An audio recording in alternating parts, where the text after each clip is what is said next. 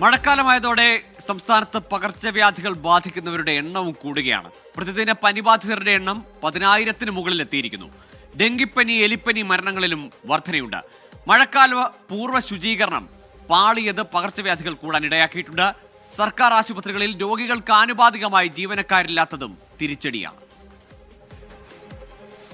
കാലവർഷം എത്തിയ ശേഷമാണ് നമ്മുടെ ഭരണ സംവിധാനങ്ങൾ പലപ്പോഴും മഴക്കാലപൂർവ്വ ശുചീകരണത്തെക്കുറിച്ച് ചിന്തിക്കുന്നത് പോലും.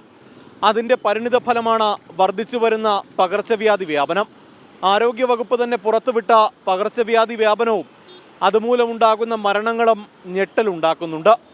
പല ജില്ലകളിലും പ്രതിദിനം 1000-ന് മുകളിൽ രോഗികൾ പനി ബാധിച്ച് സർക്കാർ ആശുപത്രികളിലെത്തുന്നു. വൈറൽ പനിക്കൊപ്പം ഡെങ്കിയും എലിപ്പനിയും പടരുന്നു. ഒരു മാസത്തിനിടെ ഡെങ്കിപ്പനിക്ക് ചികിത്സ തേടിയത് 1951 രോഗികൾ. 7394 പേർക്ക് ഡെങ്കിപ്പനി സംശയിക്കുന്നു. 10 മരണങ്ങളും ഡെങ്കിപ്പനി മൂലമുണ്ടായി.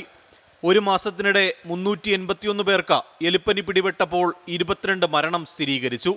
16 പേർ മരിച്ചത് എലിപ്പനി മൂലമാണെന്ന് സംശയിക്കുന്നു.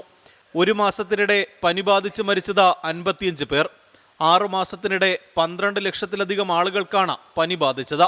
1126 മഞ്ഞപ്പിത്ത കേസുകൾ സ്ഥിരീകരിച്ചപ്പോൾ 6 പേർക്ക് ജീവൻ നഷ്ടപ്പെട്ടു.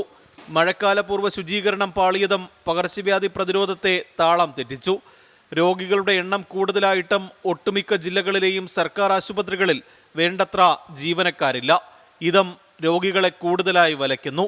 മഴ ശക്തിപ്പെട്ടാൽ ഡെങ്കിയും എലിപ്പനിയും വീണ്ടും കൂടുമെന്നാണ് ആരോഗ്യവകുപ്പിന്റെ മുന്നറിയിപ്പ്. MG പ്രതീഷ്, 24, തിരുവനന്തപുരം. പൊതുജനം കഴുതയല്ല സാർ.